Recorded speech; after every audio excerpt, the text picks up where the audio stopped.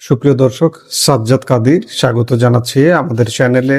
এই মুহূর্তে কথা বলতে চাই, আওয়ামী লীগকে ধ্বংস করতে চাওয়া জামাত প্রাকৃতিকভাবে ধ্বংসের মুখে, এমন শিরোনামে আমি কদিন আগেও কথা বলেছি, আবারও কথা বলতে আসছি, কারণ জামাতের প্রতিনিয়ত ঘটনা ঘটছে। আজকেও জামাতকে কেন্দ্র করে একটি ঘটনা ঘটেছে। দর্শক, আজ আমরা এমন এক চাঞ্চল্যকর ও বিস্ময়কর ঘটনা নিয়ে বিশ্লেষণ করব, যা শোনার পর আপনি এক মুহূর্তের জন্য থমকে যেতে বাধ্য হবেন। একজন দায়িত্বশীল সংসদ সদস্য, যিনি আবার একটি রাজনৈতিক দলের জেলা আমির, তার মেয়ের ভূমিকা ঘিরে এখন উত্তাল এলাকা।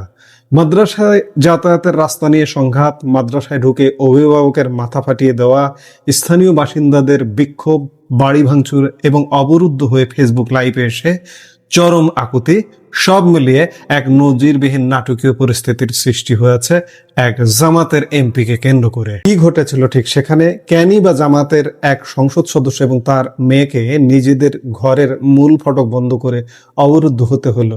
আর কেনই বা ফেসবুক লাইভে এসে তিনি দাবি করলেন তার বাড়িতে গান পাউডার দিয়ে আগুন লাগিয়ে দেওয়ার চেষ্টা চলছে? দর্শক, ঘটনার কেন্দ্রবিন্দু যশোর শহরের নীলগঞ্জ এলাকা। যশোর 4 অর্থাৎ বাঘারপাড়া অভয়নগর আসনের সংসদ সদস্য এবং জেলা জামাতে ইসলামের আমির গোলাম রসুল শহরের নীলগঞ্জে তার ব্যক্তিগত বাসভবন। সবকিছুই ঠিকঠাক চলছিল, কিন্তু গোল বাদল এমপির বাসভবনের ঠিক উল্টো পাশে অবস্থিত আল মাদ্রাসাতুস সারইয়া ও তার সংলগ্ন মসজিদকে কেন্দ্র করে। এই মাদ্রাসায় যাতায়াতের একটি রাস্তা রয়েছে, যা নিয়ে দীর্ঘদিন ধরে সংসদ সদস্য গোলাম রসুলের পরিবারের সঙ্গে মাদ্রাসার শিক্ষার্থী, শিক্ষক ও স্থানীয় বাসিন্দাদের এক ধরনের বিরোধ ও মনস্তাত্ত্বিক টানাপোড়েন চলছিল।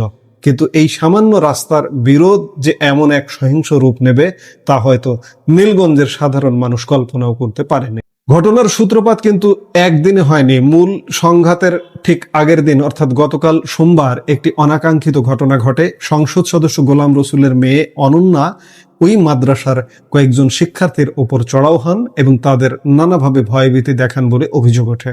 শিক্ষার্থীদের ওপর এই ভয়ভীতি প্রদর্শনের খবর ছড়িয়ে পড়লে মাদ্রাসা কর্তৃপক্ষ ও স্থানীয়দের মধ্যে তীব্র অসন্তোষ দেখা দেয়। পরিস্থিতি যাতে নিয়ন্ত্রণের বাইরে চলে না যায়, সেজন্য তাৎক্ষণিকভাবে পুলিশ ঘটনাস্থলে এসে উপস্থিত হয়। পুলিশের সরাসরি মধ্যস্থতায় গতকাল দুই পক্ষের মধ্যে একটি আপোষ মীমাংসা করে দেওয়া হয় এবং সাময়িকভাবে পরিস্থিতি শান্ত হয়। কিন্তু আইনের অভিভাবকরা ভাবতেও পারেননি যে সোমবারের সেই সাময়িক শান্তি ছিল আসলে মঙ্গলবারের এক বিশাল ঝড়ের পূর্বাভাস। আজ মঙ্গলবার সকাল ঠিক 11টার দিকে ঘটে সেই অনাকাঙ্ক্ষিত ও চরম বিশৃঙ্খল ঘটনা। সোমবারের ঘটনার পর পরিস্থিতি মীমাংসা হলেও মঙ্গলবার সকালে সংসদ সদস্য গোলাম রসুল ও তার মেয়ে অনন্যা পুনরায় ওই আল মাদ্রাসাতুস সারইয়া মাদ্রাসায় গিয়ে উপস্থিত হন। সেখানে গিয়ে তারা মাদ্রাসার শিক্ষক এবং উপস্থিত অভিভাবকদের সঙ্গে এক উত্তপ্ত বদানুবাদে জড়িয়ে পড়েন। কথা কাটাকাটির এক পর্যায়ে পরিস্থিতি সম্পূর্ণ নিয়ন্ত্রণের বাইরে চলে যায়। সংসদ সদস্যের মেয়ে অনন্যা চরম ক্ষিপ্ত হয়ে রোকসানা নামের স্থানীয় এক নারীর উপর হামলা চালান এবং আঘাত করে তার মাথা ফাটিয়ে দেন। রক্তাক্ত অবস্থায় রোকসানা লুটিয়ে পড়লে চারপাশে হইচই পড়ে যায়। শুধু তাই নয়, অনন্যা এরপর নাসিরউদ্দিন নামের অপর এক অভিভাবকের ওপরও হিংস্রভাবে চড়াও হন। ঘটনায় আগুন চেপে রাখা আর সম্ভব হয়নি। মাদ্রাসার অভ্যন্তরে একজন নারীর মাথা ফাটানো এবং অভিভাবকের ওপর হামলার খবর ছড়িয়ে পড়তেই নীলগঞ্জের পুরো এলাকাবাসী ক্ষোভে ফেটে পড়ে। প্রত্যক্ষদর্শীদের ভাষ্য মতে, ঘটনার ভয়াবহতা দেখে নিজেদের রক্ষা করতে সংসদ সদস্য গোলাম রসুল ও তার মেয়ে অনন্যা দ্রুত ঘটনাস্থল ত্যাগ করে নিজেদের বাসভবনে ঢুকে মূল ফটক বন্ধ করে দেন এবং নিজেদের অবরুদ্ধ করে ফেলেন। বিক্ষুব্ধ কয়েকজন স্থানীয় বাসিন্দা গুরুতর অভিযোগ করে জানান, সংঘাত চলাকালে মাদ্রাসাটি চিরতরে বন্ধ করে দেওয়ার হুমকি দেওয়া পর্যন্ত হয়েছিল। একটি দিনই মাদ্রাসা বন্ধের হুমকি এবং স্থানীয় নারীর ওপর শারীরিক হামলায় সাধারণ মানুষের ক্ষোভের আগুনে ঘি ঢালার মতো কাজ করে। এলাকাবাসী একত্রিত হয়ে সংসদ সদস্যের বাসভবন ঘেরাও করে হামলা ও ব্যাপক ভাঙচুর চালায়। বিক্ষুব্ধ জনতা এই ঘটনার সুষ্ঠু ও নিরপেক্ষ তদন্ত এবং অভিযুক্তদের বিরুদ্ধে অবিলম্বে প্রয়োজনীয় কঠোর আইনি ব্যবস্থা নেওয়ার দাবি তোলেন। বাসভবনে হামলা ও ভাঙচুরের খবর পেয়ে দ্রুত ঘটনাস্থলে পৌঁছায় স্থানীয় পুলিশ প্রশাসন। তারা বিক্ষুব্ধ জনতাকে শান্ত করার চেষ্টা চালায় এবং পরিস্থিতি নিয়ন্ত্রণে আনার সর্বাত্মক প্রচেষ্টা চালায়। পুলিশ ঘটনাস্থলে উপস্থিত থাকলেও সংসদ সদস্য ও তার পরিবারের সদস্যরা ঘরের মধ্যে অবরুদ্ধ অবস্থায় থাকেন। পুরো ঘটনা সম্পর্কে যশোর কোতোয়ালি থানার ভারপ্রাপ্ত কর্মকর্তা মাসুম খান গণমাধ্যমকে জানান, গতকাল এমপির বাড়ির সামনের মাদ্রাসার শিক্ষার্থীদের সঙ্গে তার মেয়ের একটি বিরোধ ঘটেছিল।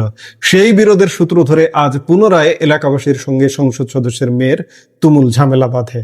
ওসি মাসুম খান আরো নিশ্চিত করেন যে এই ঘটনার পর এলাকাবাসী বিচারের দাবিতে উত্তেজিত হয়ে সংসদ সদস্যের বাড়িতে হামলা ও ভাঙচুর চালায়।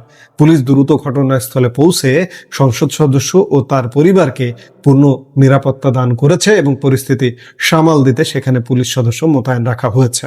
দর্শক, একদিকে বাইরে উত্তেজিত জনতা আর ঘরে পুলিশের পাহারা, ঠিক এমন এক চরম সংকটময় ও ভীতিকর মুহূর্তে যশোর 4 আসনের সংসদ সদস্য গোলাম রসুল সামাজিক যোগাযোগ মাধ্যম ফেসবুক লাইভে যুক্ত হন। লাইভে এসে তিনি যে বক্তব্য দেন এই ঘটনায় এক সম্পূর্ণ নতুন মাত্রা যোগ করেছে। লাইভে এসে এমপি গোলাম রসুল স্বীকার করেন যে তাদের বাড়ির সামনের এই মাদ্রাসায় যাতায়াতের রাস্তা নিয়ে দীর্ঘদিন ধরে একটি বিরোধ চলে আসছে। তিনি দাবি করেন এই রাস্তাটি মূলত তাদের নিজেদের টাকা দিয়ে কেনা, তবে রাস্তাটি যাতে সবসময় সচল থাকে সে বিষয়টি তারা নিশ্চিত করতে চান। লাইভে তিনি আরো জানান, এই রাস্তা নিয়েই মূলত তার মেয়ের সঙ্গে মাদ্রাসার শিক্ষার্থী এবং হুজুরদের কথা কাটাকাটি হয়েছিল। লাইভে অত্যন্ত বিষণ্ণ কণ্ঠে সংসদ সদস্য গোলাম রসুল বলেন, উদ্ভূত পরিস্থিতির জন্য আমি মর্মাহত, এই ভুলের জন্য আমি ক্ষমা প্রার্থী। আমরা সবার সঙ্গে মিলেমিশে থাকতে চাই। তবে এই ক্ষমা প্রার্থনার পাশাপাশি তিনি তার মেয়ের আচরণ নিয়ে এক বিস্ফোরক তথ্য দেন। এমপি গোলাম রসুল দাবি করেন তার মেয়ে অনন্যা আসলে একজন মানসিক রোগী। মেয়েকে সুস্থ করার জন্য ভারতের হায়দ্রাবাদের নামি দামি হাসপাতাল সহ বাংলাদেশের বিভিন্ন হাসপাতালে নিয়ে চিকিৎসা করানো হয়েছে। জামাত এমপি ভারতে তার মেয়েকে নিয়ে গিয়ে চিকিৎসা করিয়েছে। এই জামাতি দিল্লি না ঢাকা কিন্তু বলেন। এরপরে ফুটে ওঠে তার ভেতরে ভয় ও নিরাপত্তাহীনতার চিত্র। অবরুদ্ধ অবস্থায় তিনি আতঙ্কিত কণ্ঠে লাইভে বলেন, আমি ভীত সন্ত্রস্ত, নিরাপত্তাহীনতায় ভুগছি, বাইরে গান পাউডার এনে রাখা হয়েছে, যে কোনো সময় আমার বাড়িতে আগুন দেওয়া হতে পারে। অর্থাৎ একজন সংসদ সদস্য প্রকাশ্যে লাইভে এসে দাবি করছেন যে তার বাড়িতে গান পাউডার দিয়ে আগুন ধরিয়ে দেওয়ার পরিকল্পনা চলছে। তবে সংসদ সদস্যের এই লাইভ এবং বিস্ফোরক দাবির বিষয়ে যশোর কোতোয়ালি থানার ওসি মাসুম খানকে পুনরায় জিজ্ঞাসা করা হলে তিনি স্পষ্ট জানিয়ে দেন, পুলিশ সংসদ সদস্য ও তার পরিবারকে পূর্ণ আইনি নিরাপত্তা দিয়েছেন। তিনি সামাজিক যোগাযোগ মাধ্যমে ব্যক্তিগতভাবে কি বলেছেন বা না বলেছেন সেটা সম্পূর্ণ তার ব্যক্তিগত বিষয়। এ বিষয়ে পুলিশের কিছু জানা নেই বা পুলিশের কাছে এমন কোনো অভিযোগ আসেনি। দর্শক, এই যে ঘটনাটি ঘটেছে, এই ঘটনাটি প্রমাণ করে যে জামাতের পায়ের তলার মাটি দিনকে দিন সরে যাচ্ছে, গর্ত তৈরি হচ্ছে। জামাত এই যে আজকে যে ব্যর্থ বাংলাদেশ, আজকে যে উগ্রপন্থী বাংলাদেশ, আজকে যে বাংলাদেশের মানুষের জীবন থেকে জীবন কেড়ে নেওয়া হয়েছে, এই জীবন থেকে জীবন কেড়ে নেওয়ার পেছনে প্রধান কারিগর জামাত।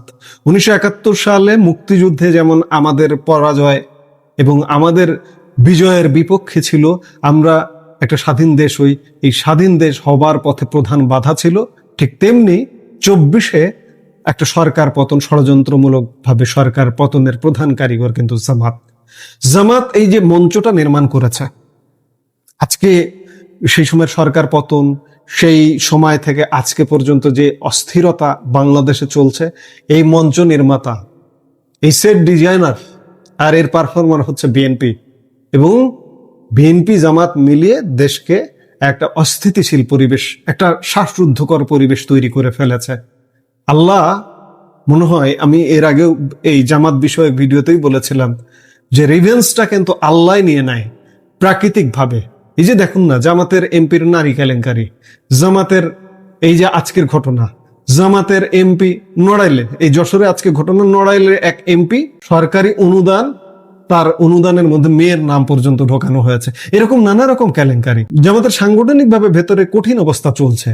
এই যে কদিন আগের একটা চিঠি ভাইরাল হয়ে গিয়েছিল জামাতের যেসব সদস্য সারা দেশে আছেন শিক্ষা প্রতিষ্ঠান রিলেটেড, বিশেষ করে পুরুষ শিক্ষক যদি নারী শিক্ষা প্রতিষ্ঠানে কাজ করে আর নারী শিক্ষক যদি ছেলেদের শিক্ষা প্রতিষ্ঠানে চাকরি করে, তাহলে তাদের সদস্য পদ স্থগিত থাকবে।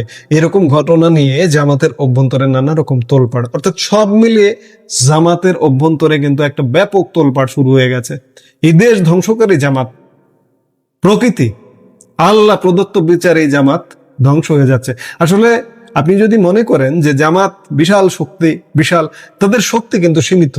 অর্থনৈতিক শক্তি, তাদের বিভিন্ন প্রতিষ্ঠান আছে, ব্যাংক আছে, এটা আছে, সেটা আছে, এমনি দেখে মনে হয় যে বিশাল শক্তিশালী। কিন্তু জামাত আসলে কোনো রাজনৈতিক দল নয়। জামাত একটা সমিতি টাইপের অর্গানাইজেশন। তাদের সমিতির যারা সদস্য, এই সমিতির বাইরের মানুষ কিন্তু তাদেরকে গ্রহণ করে না। আমি বারবার একটা কথা বলি, বাংলাদেশের সব রাজনৈতিক দল মিলিয়ে রাজনীতির পদ পদবিতে থাকে ম্যাক্সিমাম 10% মানুষ। 90% মানুষ কিন্তু রাজনীতির বাইরের মানুষ। এই 90% মানুষের যদি ধরুন অর্ধেক শতাংশ মানুষকে যদি কনভিন্স না করা যায়, কোনো রাজনৈতিক দল যদি তাদের সমর্থনে না নিয়ে আসতে পারে, তাহলে কিন্তু সেই রাজনৈতিক দলের ক্ষমতা স্বপ্নই থেকে যায়।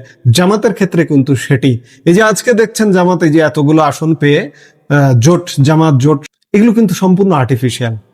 জামাত বিভিন্ন জায়গায় হেরে গেছে। জামাত আমিরই তো হেরে গিয়েছিলেন আর্টিফিশিয়াল দিয়ে। আসলে মেকি ঘটনা দিয়ে আসলে প্রকৃতিকে জয় করা যায় না। জামাতের অবস্থা আজকে তাই। আজকে আওয়ামী লীগকে ধ্বংস করার পেছনে প্রধান কারিগর কিন্তু জামাত। সেই জামাতের উপর প্রাকৃতিকভাবে প্রতিশোধ আসছে। যশোরের ঘটনাটি, কিংবা সাতক্ষীরার ঘটনা, কিংবা এরকম নানা ঘটনা, কিংবা জামাতের অভ্যন্তরে সাংগঠনিক অবস্থা, ভয়ঙ্কর অবস্থা। জামাত যে স্বপ্ন দেখছিল, যে স্বপ্ন নিয়ে আওয়ামী লীগ সরকারের পতন ঘটিয়েছিল, সে স্বপ্ন অন্ততপক্ষে আর বাস্তবায়ন হবে না। আর এসব কারণে আওয়ামী লীগ রাজনীতিতে ফেরবার প্রেক্ষাপট তৈরি হচ্ছে। জামাত আসলে সার্বিকভাবে যদি বলি, জামাতের অবস্থা এই মুহূর্তে, এই সমিতি, রাজনৈতিক দল না বলে এটাকে সমিতি বলতে পারেন, কারণ এই সমিতির মাধ্যমে তারা তাদের সদস্যদের লালন পালন করে, খাওয়ায়, পড়ায়, তাদের শিক্ষার্থীদের পড়াশোনা করায় ছোট থেকে। নানা রকম সমিতির যেসব কর্মকাণ্ড, চাঁদা দিয়ে সবাই মিলে যে কাজগুলো করে, তারা এই কাজগুলো করে। কিন্তু এটা আপামর বাংলাদেশের জনগণের রাজনৈতিক দল কোনোভাবে হয়ে উঠতে পারেনি। বাংলাদেশে কেন, কোথাও হয়ে উঠতে পারেনি। পাকিস্তান জামাতের আতুরঘর, যে পাকিস্তানে জামাতের জন্ম, সেই পাকিস্তানেও জামাত কিন্তু সংসদে একটি আসনও পায় না। বাংলাদেশে যে কোনোভাবে মেকানিজম করে সফল হয়েছে। আজকে যে জামাত যে সফল হয়েছে, প্রধান বিরোধী দল তথাকথিত, এটাই হচ্ছে জামাতের সর্বোচ্চ সাফল্য। ভবিষ্যতের বাংলাদেশে জামাতের আর কোনো সাফল্য, এত বড় সাফল্য দেখতে পাবেন না। থাকতে পারে, সীমিত আকারে থাকতেই পারে, কারণ একবারে জামাতকে মেরে ফেলা হয়তো কঠিন হতেই পারে, কারণ তারা নানাভাবে গুপ্তভাবে কাজ করে। আপনার আওয়ামী লীগের মধ্যে ঢুকে থাকবে, বিএনপির মধ্যে ঢুকে থাকবে, আপনি তাদেরকে পুরোপুরি ধ্বংস করতে পারবেন না। যে আলাপটি শুরু করেছিলাম, যে জামাতের পায়ের তলার মাটি দিনকে দিন সরে যাচ্ছে। এই মুহূর্তের ভিডিও থেকে বিদায় নিতে চাইছি। দেখা হবে পরবর্তী ভিডিওতে। সে পর্যন্ত ভালো থাকুন, সুস্থ থাকুন। আমাদের ভিডিওগুলো নিয়মিত পেতে সাবস্ক্রাইব করুন সাজ্জাদ কাদির ইউটিউব চ্যানেল এবং লাইক, কমেন্ট, শেয়ার করে সাথে থাকুন।